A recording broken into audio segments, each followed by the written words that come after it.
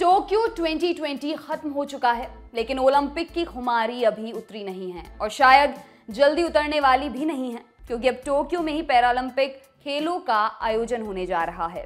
जगह वही, खेल वही और मेडल वही, बस खिलाड़ी बदल जाएंगे।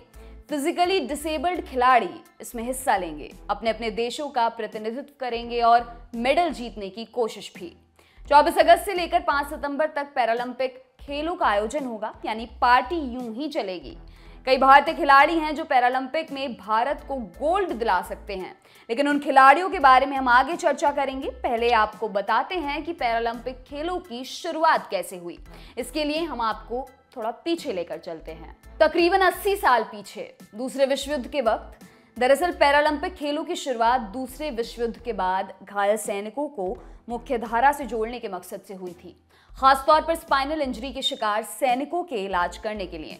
सर लुडविग गुटमैन न्यूरोलॉजिस्ट थे और इन्हें पैरालंपिक खेलों का फादर भी कहा जाता है। स्टोक मांडेविल अस्पताल में उन्होंने स्पाइनल इंजरी सेंटर खोला।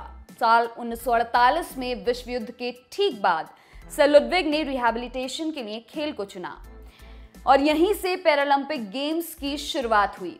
पहले तो इसे व्हीलचेयर गेम्स का नाम दिया गया, बाद में नाम को बदलकर पैरालंपिक किया गया। 29 जुलाई 1948 लंदन ओलंपिक गेम्स की opening ceremony sir Ludwig Guttmann ने पहली बार व्हीलचेयर एथलीट्स के लिए गेम्स का आयोजन किया, जिसका नाम उन्होंने स्टोक मांडेविल गेम्स रखा। 16 घायल सैनिक और औरतों ने तीरंदाजी में हिस्सा लिया था और सर लुडविग का ये प्रयोग सफल रहा। 4 साल बाद यानी 1952 में फिर स्पोर्ट्स कंपटीशन का आयोजन हुआ। इस बार तो ब्रिटिश सैनिकों के अलावा डच सैनिकों ने भी इसमें बढ़ चढ़कर हिस्सा लिया। ठीक 8 साल बाद 1960 में रोम ओलंपिक का आयोजन हुआ। सर लुडविग गुटमैन ने जो ख्वाब देखा था वो पूरा हुआ।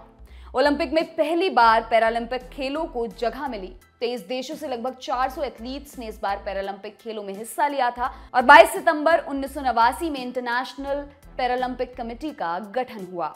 जैसा कि आप सभी जानते हैं, जापान के शहर टोक्यो में पैरालंपिक खेलों का आयोजन हो रहा है और ओलंपिक में भारत ने इस बार 7 मेडल जीते।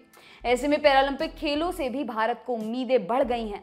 कुल 54 खिलाड़ियों का दल टोक्यो रवाना हुआ है, किसी भी देश में सबसे ज्यादा है। पिछली बार रियो पैरालंपिक में भारत ने कुल 4 मेडल जीते थे, जिसमें से 2 गोल्ड, 1 सिल्वर और 1 ब्रॉन्ज आया था।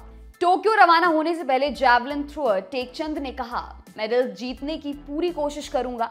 कुछ मुश्किलें थी, लेकिन ये जिंदगी का हिस्सा है और उससे पार पा चुका हूं। आज मैं अपने देश का प्रतिनिधित्व करने जा रहा हूं और देश के लिए खेलने जा रहा हूं। डिस्कस थ्रोअर विनोद कुमार ने भी जाने से पहले बड़ा बयान दिया और उम्मीदें जगाई कि इस बार मेडल की संख्या बढ़ने वाली है। विनोद ने कहा, लोगों को दिमाग और दिल से विकलांग नहीं होना चाहिए। 29 अगस्त को मेरा गेम है। हम लोग पैरालंपिक खेलों में ज्यादा से ज्यादा मेडल जीतने की कोशिश करेंगे। ये पहला मौका है जब 54 खिलाड़ियों का दल हिस्सा लेने के लिए जा रहा है। जानते हैं टोक्यो पैरालंपिक 2020 में किन 5 खिलाड़ियों पर रहेंगी निगाहें।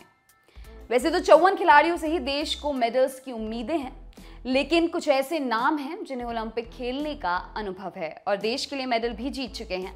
आइए एक बार नजर डालते हैं उन 5 एथलीट्स पर जिनसे हम मेडल्स की आस लगाए बैठे हैं। देवेंद्र झाझड़िया, लिस्ट में सबसे पहला नाम किसी पहचान के मोहताज नहीं है। देवेंद्र झाझड़िया जावलिन थ्रोअर हैं और भारत के लिए 2 बार गोल्ड मेडल जीत चुके हैं।